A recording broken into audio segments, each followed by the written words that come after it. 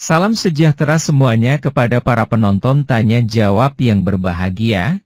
Semoga video ini bisa memberikan pengetahuan dan edukasi kepada para penonton, dan jangan lupa untuk like dan subscribe channel ini ya. Halo, salam. Ya, salam Jingga, silakan buka kamera. Enggak, ini ke kami karena nggak bisa buka kameranya. Soalnya kalau buka kamera jaringannya ini agak sedikit terganggu. Tapi saya sudah pernah sering naik kok. Ya, silakan. Pertanyaanmu apa? Saya ingin bertanya ini kedudukan Yesus itu di atas surga itu sebagai apa ya? Matius 28 ayat 18, Tuhan Yesus berkuasa baik di surga maupun di bumi. Dia bertahta dalam kerajaannya karena surga itu tahtanya Tuhan Yesus dan bumi adalah tumpuan kakinya. Yesaya 66 ayat 1. Tempat saya pernah dengar Yesus itu duduk di sebelah kanan Bapa ya, kalau nggak salah. Itu maknanya Tuhan Yesus bertahta. Duduk itu artinya bertahta, di sebelah kanan artinya kekuasaan, kemuliaan, kehormatan. Jadi Tuhan Yesus Kristus kembali ke surga, bertahta dalam kemuliaan, kehormatan, keagungan, menunjukkan otoritas keilahiannya yang hakiki. Itu maksudnya. Berarti Bapa dengan Yesus itu berbeda ya? Maksudnya dua pribadi. Kamu agamanya apa? Ya, saya agamanya Muslim. Oke. Alkitab berkata bahwa Yesus Kristus adalah Tuhan Allah dan Bapa, 2 Tesalonika 2 ayat 16. Alkitab berkata bahwa melihat Tuhan Yesus sudah melihat Bapa. Ketika Filipus bertanya di Yohanes 14 ayat 8. Tuhan, tunjukkanlah Bapa itu kepada kami, itu sudah cukup bagi kami. Tuhan Yesus menjawab di ayat 9. Telah sekian lama aku bersama-sama kamu dengan Filipus, tetapi engkau tidak mengenal aku. Barang siapa melihat aku sudah melihat Bapa, bagaimana mungkin kamu berkata, tunjukkanlah Bapa itu kepada kami. Yohanes 10 ayat 30, Tuhan Yesus bersabda, dia dan Bapa adalah satu. Ya. Jadi barang siapa melihat Tuhan Yesus sudah melihat Bapa. Dia adalah Sang Firman yang adalah Allah itu sendiri, pencipta langit dan bumi, yang datang ke dunia sebagai juru selamat, sehingga yang percaya kepadanya tidak binasa, melainkan beroleh hidup yang kekal.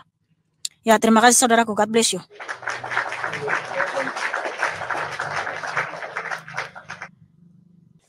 Selamat malam, Tian. Shalom. Ya. Ya, shalom. Mbak Mikana mau tanya. Ya, shalom. Mengenai di Efesus 2 ayat 15. Sebab dengan matinya sebagai manusia, ia telah membatalkan hukum Taurat dengan segala perintah dan ketentuannya untuk menciptakan keduanya menjadi satu manusia baru di dalam dirinya dan dengan itu mengadakan damai sejahtera. Pertanyaan saya itu, menurut Efesus, kapankah hukum Taurat dibatalkan itu berlaku? Apakah setelah kematiannya atau setelah tiba kehancuran dunia? Makanya Bang, tolong baca Efesus 2 ayat 11 sampai 22. Jadi Tuhan Yesus membatalkan hukum Taurat di mana? Di atas kayu salib. Sebab hukum Taurat itu semua menubuatkan tentang Tuhan Yesus. Jadi ketika Tuhan Yesus menggenapi hukum Taurat di atas kayu salib, dia juga telah membatalkan hukum Taurat. Kamu tahu nggak apa yang dibatalkan? Kamu harus mengerti, hukum Taurat itu, ingat ya baik-baik ya, itulah kenapa bangsa Israel disebut bangsa pilihan. Kenapa mereka disebut bangsa pilihan? Karena hukum Taurat hanya diberikan kepada bangsa Israel. Makanya Tuhan, Yod-Heh-Vav Elohim, yang adalah Yeshua HaMashiach itu sendiri, telah menubuatkan kepada Abraham bahwa Abraham itu ditetapkan sejumlah besar bangsa. Di situ goyim. Goyim itu artinya kafir. Jadi, berkat Abraham itu sudah sampai kepada semua bangsa oleh penebusan Kristus di atas kayu salib. Itulah kenapa orang Israel itu disebut bangsa pilihan dan bangsa-bangsa lain itu goyim. Goyim itu kafir. Nah, Karena hukum Oke. Taurat, ya bentar. Hukum Taurat itu kan hanya diberikan kepada bangsa Israel. Itulah mereka disebut bangsa pilihan. Nah, bangsa-bangsa lain itu bukan bangsa pilihan. Makanya kalau kita baca di Efesus 2 ayat 11 ini ya. Karena itu ingatlah bahwa dahulu kamu sebagai orang-orang bukan Yahudi menurut daging, yang disebut orang-orang tak bersunat, dan oleh mereka yang menamakan dirinya sunat, yaitu sunat lahiriah yang dikerjakan oleh tangan manusia. Bahwa waktu itu kamu tanpa Kristus tidak termasuk kewargaan Israel dan tidak mendapat bagian dalam ketentuan-ketentuan yang dijanjikan, tanpa pengharapan dan tanpa Allah di dalam dunia. Tetapi sekarang di dalam Kristus Yesus, kamu yang dahulu jauh sudah menjadi dekat oleh darah Kristus. Karena dialah damai sejahtera kita yang telah mempersatukan kedua pihak dan yang telah merubuhkan tembok pemisah, yaitu perseteruan. Sebab dengan matinya sebagai manusia, ia telah membatalkan hukum Taurat dengan segala perintah dan ketentuannya untuk menciptakan keduanya menjadi satu manusia baru di dalam dirinya. Dan dengan itu mengadakan damai sejahtera. Dan untuk memperdamaikan keduanya di dalam satu tubuh dengan Allah oleh salib, dengan melenyapkan perseteruan pada salib itu. Ia datang dan memberitakan damai sejahtera kepada kamu yang jauh dan damai sejahtera kepada mereka yang dekat. Karena oleh Dia kita kedua pihak dalam satu roh beroleh jalan masuk kepada Bapa. Demikianlah kamu bukan lagi orang asing dan pendatang, melainkan kawan sewarga dari orang-orang kudus dan anggota-anggota keluarga Allah, yang dibangun di atas dasar para rasul dan para nabi dengan Kristus Yesus sebagai batu penjuru. Di dalam Dia tumbuh seluruh bangunan, rapi tersusun menjadi bait Allah yang kudus di dalam Tuhan. Di dalam Dia kamu juga turut dibangunkan menjadi tempat kediaman Allah di dalam roh. Jadi Tuhan Yesus telah membatalkan hukum Taurat, yaitu perseteruan, yang tadinya hanya bangsa Israel itu bangsa pilihan karena mereka diberikan hukum Taurat. Tetapi Tuhan Yesus telah membatalkan hukum Taurat itu, sehingga melalui darah Kristus yang tercurah di atas kayu salib, telah menyelamatkan seluruh bangsa. Kita dipersatukan oleh darah Kristus, sehingga kita pun menjadi bangsa pilihan, imamat yang rajani di dalam Kristus Yesus oleh darahnya yang suci. Karena apa? Dia telah merubuhkan tembok pemisah. Yang tadinya hanya bangsa Israel itu bangsa pilihan, karena bangsa lain itu bangsa kafir, tetapi Tuhan Yesus merubuhkan tembok pemisah itu. Sehingga kita semua yang percaya kepada Tuhan Yesus juga adalah anak-anak Allah, imamat yang rajani. Gitu maksudnya, saudaraku. Jadi intinya berarti hukum Taurat itu setelah Yesus meninggal kan maksudnya kan? Setelah Yesus disalib, baru hukum Taurat itu dibatalkan begitu kan maksudnya? Kayaknya gue ngerti-ngerti tadi ya. Jadi gini, kenapa bangsa Israel itu disebut bangsa pilihan? Karena mereka ada hukum Taurat. Mereka hidup di bawah hukum Taurat. Iya, ya. Nah Tuhan, karena hukum Taurat itu menubuatkan tentang penyaliban Tuhan Yesus, tentang kedatangannya.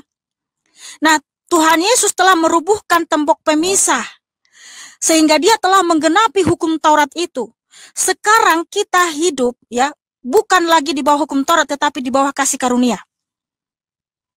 Makanya hukum Taurat seremonial sipil itu nggak berlaku.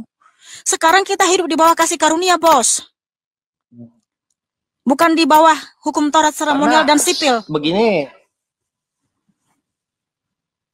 ada di Matius ya, yang saya agak bingung ya. Ada di Matius 5 ayat 17 sampai 18. Janganlah kamu menyangka bahwa aku datang untuk meniadakan hukum Taurat atau kitab para nabi, melainkan untuk menggenapinya. Yang 18, karena aku berkata kepadamu, sesungguhnya selama bumi belum lenyap, selama belum lenyap langit dan bumi ini, satu iota atau satu titik pun tidak akan ditiadakan dari hukum Taurat. Itu yang saya bingung, Mikana, itu gimana? Bacakan selanjutnya, sebelum semuanya terjadi. Jadi Tuhan Yesus itu sebelum semuanya terjadi. Yaitu tentang penyalibannya. Nah Tuhan Yesus datang bukan untuk menyediakan hukum Taurat atau menghapus hukum Taurat, melainkan untuk menggenapi Jadi hukum Taurat itu telah digenapi oleh Tuhan Yesus di atas kayu salib. Karena tadi kan saya sudah katakan, hukum Taurat itu menubuatkan tentang kedatangan Mesias, penyaliban Mesias, penebusan Mesias. Sebab dalam hukum Taurat, kamu tahu nggak isi hukum Taurat apa saja? Makanya baca hukum Taurat supaya kamu nggak bingung. Di dalam hukum Taurat terdapat 613 hukum dan banyak hukum tentang penebusan, ya, penebusan, korban bakaran, ya, korban pendamaian, itu semua tentang nubuatan penyaliban, bahwa darah Kristuslah yang menghapus dosa kita, bukan darah domba. Kalau di Perjanjian Lama,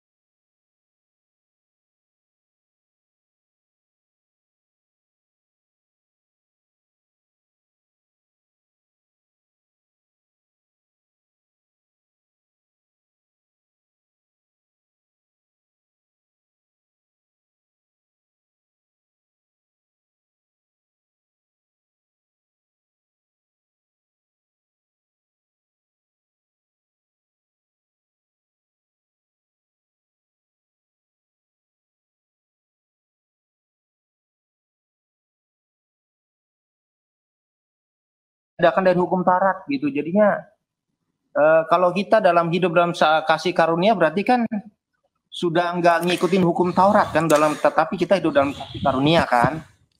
Tetapi Tuhan Yesus berkata halo. di Matius gitu. Kayaknya bolak-balik ini. Sebelum semuanya terjadi. Maksudnya sebelum semuanya terjadi, artinya sebelum penyaliban itu, hukum Taurat itu tidak akan pernah ditiadakan. Jadi Tuhan datang menggenapi gitu ya. Aduh. Bacalah ayat sebelumnya bahwa kita itu diselamatkan karena kasih karunia. Nah, tolong saudaraku, tolong baca hukum Taurat 613 hukum itu apa saja supaya saudara nggak bingung. Mengerti? Ya, tolong baca ya. Tolong baca hukum Taurat 613 hukum itu supaya nggak bingung dan linglung saudaraku ya. Oke, terima kasih. God bless you. Iya, terima kasih. Shalom. Ya, shalom. Ya, nasi bebek. Tolong buka kamera nasi bebek. Oh, nyalakan kamera. Iya. Nyalakan. Soalnya lagi banyak orang makan, lagi jualan. Kamera belakang aja dulu. Ya, kamera depan lah udah kelihatan itu mukanya, Bang. Udah gitu aja, Bang. Kenapa kamera belakang pula? Biar ini Kak, lagi nggak ada orang makan gitu kan, dilihatin main HP. Iya, arahkan kameranya ke muka Abang, jangan ke orang yang makan, Bang. Cuman ya Bang ini. Gitu, ya? Iya, Bang.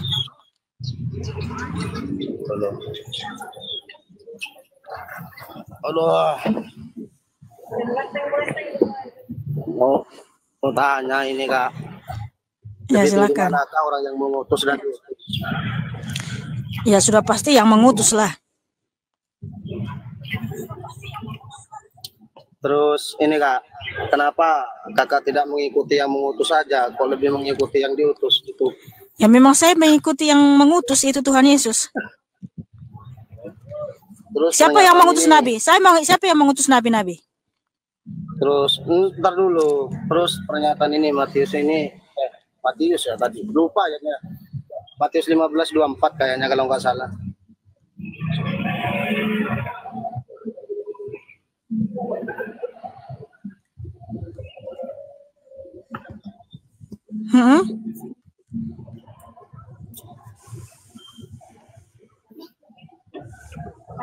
Itu gimana tanggapannya? Ya, Tuhan Yesus Kristus yang mengutus. Karena dia yang mengutus nabi-nabi. Matius 23 ayat 34, Tuhan Yesus bersabda, dia yang mengutus nabi-nabi. Terus Tuhan Yesus juga yang mengutus malaikat. Wahyu 22 ayat 16. Aku Yesus telah mengutus malaikat-malaikatku. Terus Kak, bagaimana dengan pernyataan ini, pernyataan Yesus, sesungguhnya aku diutus hanya untuk domba-domba Israel, itu gimana? Siapa yang mengutus itu?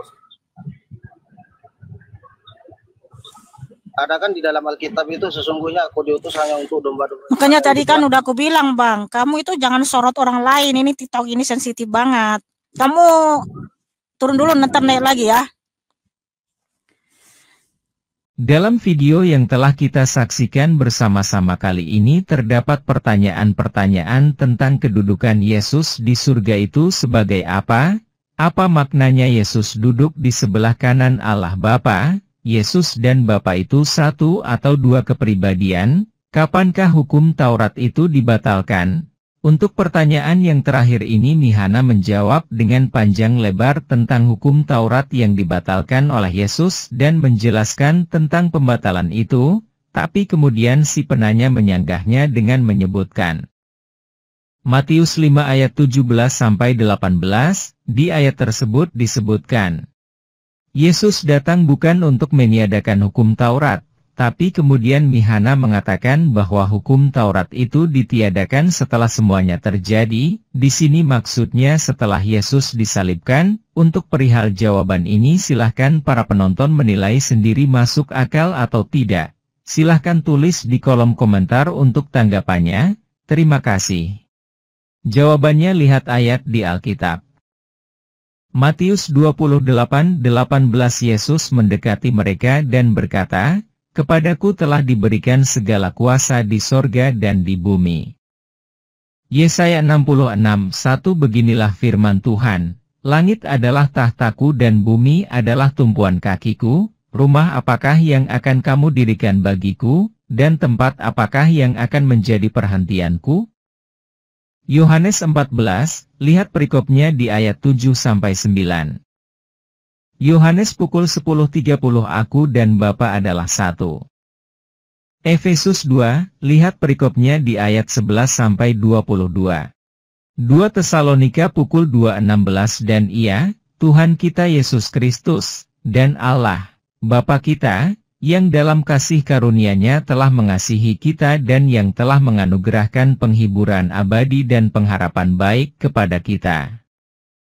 Matius pukul 5.17 Janganlah kamu menyangka bahwa aku datang untuk meniadakan hukum Taurat atau kitab para nabi. Aku datang bukan untuk meniadakannya, melainkan untuk menggenapinya. Matius pukul 5.18 Karena aku berkata kepadamu, sesungguhnya selama belum lenyap langit dan bumi ini, satu iota atau satu titik pun tidak akan ditiadakan dari hukum Taurat, sebelum semuanya terjadi. Matius pukul 15.24 Jawab Yesus, Aku diutus hanya kepada domba-domba yang hilang dari umat Israel. Wahyu pukul 22.16 Aku, Yesus, telah mengutus malaikatku untuk memberi kesaksian tentang semuanya ini kepadamu bagi jemaat-jemaat. Aku adalah Tunas, yaitu keturunan Daud, bintang timur yang gilang gemilang. Matius pukul 23.34 Sebab itu, lihatlah, aku mengutus kepadamu nabi-nabi, orang-orang bijaksana dan ahli-ahli Taurat. Separuh di antara mereka akan kamu bunuh dan kamu salibkan, yang lain akan kamu sesah di rumah-rumah ibadatmu dan kamu aniaya dari kota ke kota.